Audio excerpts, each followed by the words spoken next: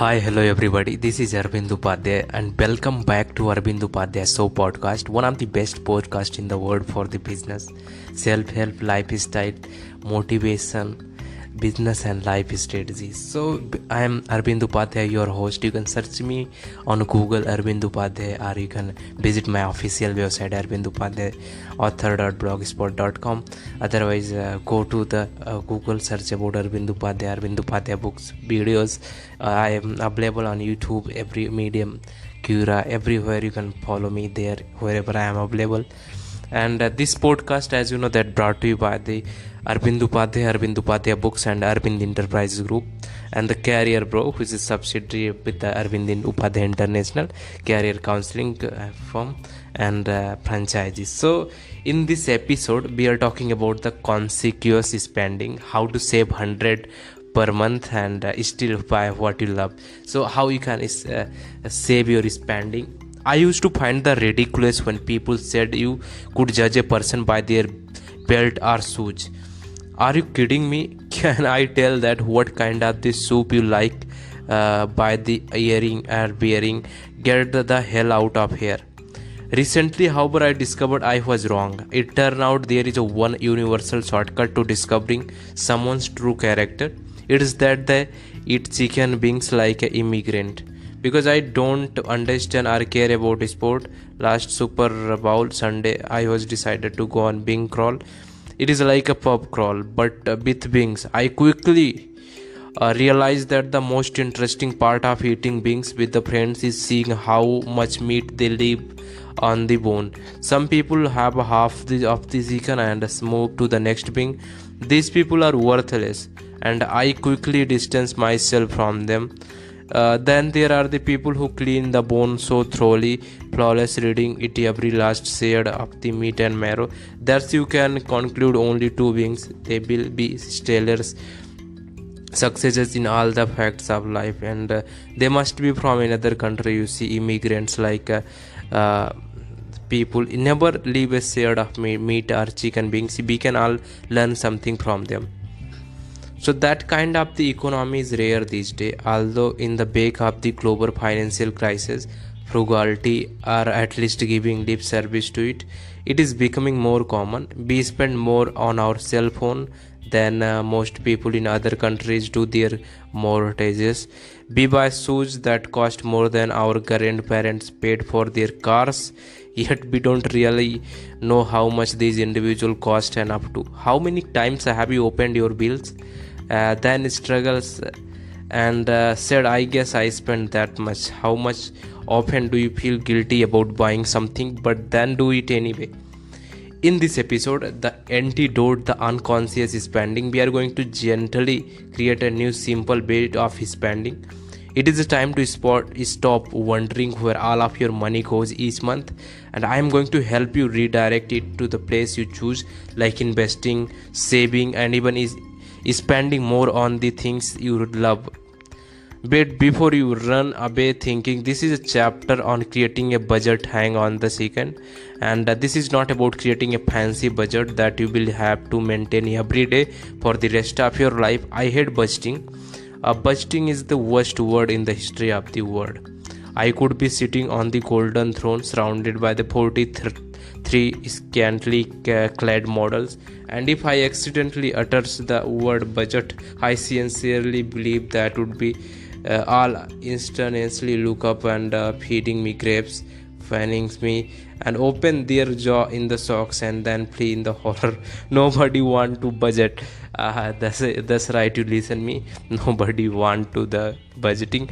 I'm not finished and create a budget in the sort of the worthless advice that personal finance pundits feel good prescribing. Yet when real people read about the creams who want to track their spending, no one want to track their spendings. The few people who actually try it find that their budget completely fail after 2 days because tracking every penny is overwhelming. Embarrassingly, in 2007 survey by the bank rate.com, 75% of the Americans said that they have a budget, which is a complete nonsense. Brainstein, director of the Living Standard Program of the Economic Policy Institution, it's probably more accurate to say that three quarters thinks they should work in the monthly budget. My kinds of the man exposing the delusion of the people everywhere. How many times have you opened your bills and then struggles and said, I guess I spent that much? For the last 50 years, budgeting has been battleground for the snobby personal finance writers who have been tied to sob a daily tracking system down everyone's throats because it sounds logical. Track your spending. It is so simple. There is only one catch. Nobody ever does it. And I don't believe for a second that because times are tough, Americans are going to buckle down and stop consuming over the long terms. Most people would not know where to start if I told them to stop spending and start saving. I might as well try to convince to dance a jig. Many of my friends just throw up their hands when they have done something stupid with their money and don't learn from their mistakes. I see people get out of the huge credit card debt, and once their balance are wiped clean to zero, start the process of maxing out their cards again. So because we know that budget don't work, I'm not about to make the same mistake in recommending them to you. Let's try something that actually works. Forget budgeting. Instead, let's create a conscious spending plan. What if you could make sure that you were saving and investing enough money each month and then use it the rest of your money guilt that you have to plan where you want your money to go ahead of the time. Even would it's worth taking a couple of the hour to get set up so you can spend on the things you love. It will automate your savings and investing and make your spending decision crystal clear. When your friends say, I never have any money, you're going to wonder why they don't just spend a couple of hours, set things up right like you did.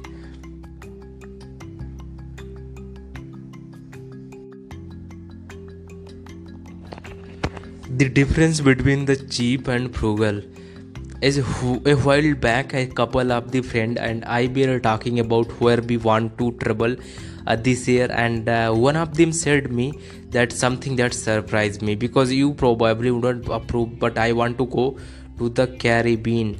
Why didn't I approve? I started at him pensively and for many moments taking for the form of the routines thinker and wishing that I had a pipe of the perhaps a tweed jacket. Then I figured it out. Apparently he thought of me a finger wagging money judge, as if I slightly disapprove of him spending his money on something frivolous. In other words, someone who writes about personal finance is automatically the guy who tells me that I can't do the stuff because it's cost too much money. Nothing could be furthermore the truth. Now I will call you as when you make mistakes. Like one of my reader who was not worried about his cable bill increasing $5 per month, yet complained every time to piece up the gas went up to cent. And but I am not the nagging parents who tell you not to spend money on letters. I spend lots of money on eating and traveling, but I never feel guilty. Instead of the taking a simplistic don't spend money on expensive things view, I believe there is a more non approach to spending. Let's first dispense with the idea that saying no to spending on certain things means you are cheap.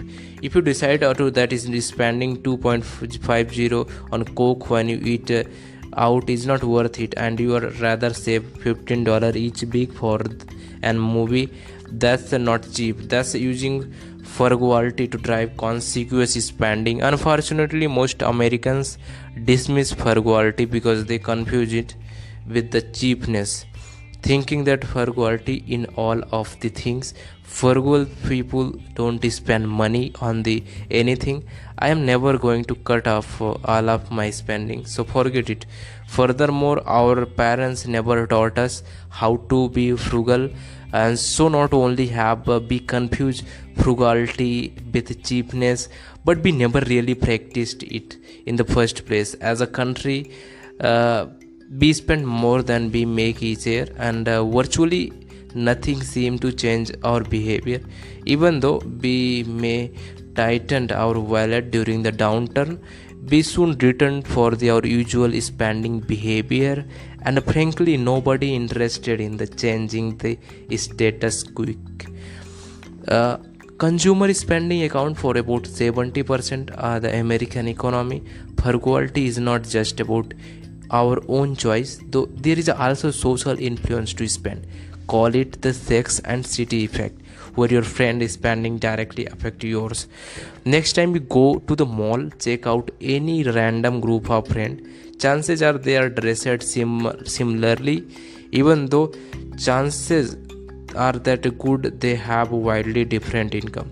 Keeping up with the friends to full-time job, in fact, continue to parallel between our attitude toward money and food that I mentioned in the introduction. Researchers found that in a landmark 2007 study published in the New England Journal of Medicine, that friend had a direct influence on the one likelihood of gaining weight when a friend became obese, because a person increased his her chances of becoming obese for 57%. How do you think your friend is spending influence your?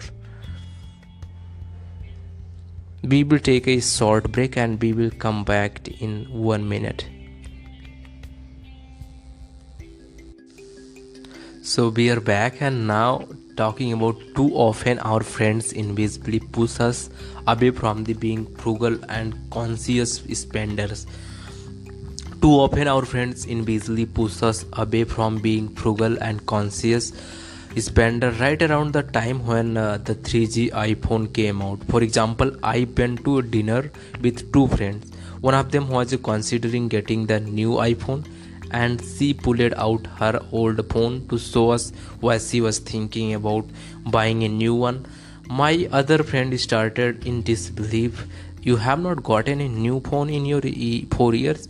What's wrong with you? She asked. You need to get the iPhone tomorrow. Even though it was only 3 sentences, the message was clear. There is something wrong with you for not getting a new phone, regardless of the whether or not you need it or anything. Cheap people versus frugal people. If you talk about the cheap people care about the cost of something. Frugal people care about the value of something. So you need to be a frugal rather than cheap. Cheap people try to get the lowest price on everything. Frugal people try to get the lowest price on most things, but are willing to spend on items they really care about. Cheap people are cheapness affect those around them. Frugal people frugality affect only them. So spend on what you love. The clear message I want to give you, that spend on what you love. Frugality is not about cutting your spending or everything. That approach wouldn't last 2 days. Frugality quite simply is about choosing the things you love enough to spend extravagancy on that, than cutting cost on the things you don't love. The mindset of the frugal people is the key of being rich. Indeed, as the researchers behind the landmark book The Millionaire Next Door discovered, 50% of the more than 1,000 millionaires surveyed have even never paid more than $400 for a suit, $150 for a pair of shoes, and $235 for a wristwatch. Again, frugality is not about simply cutting your spending on various things. It is about the making your own decision about what's important enough to spend a lot on, and making your own decision, like what is not, rather than blindly spending on everything. The problem is that hardly anyone is deciding what's important and what is not important. And damn it, that's where the idea of the conscious spending come in.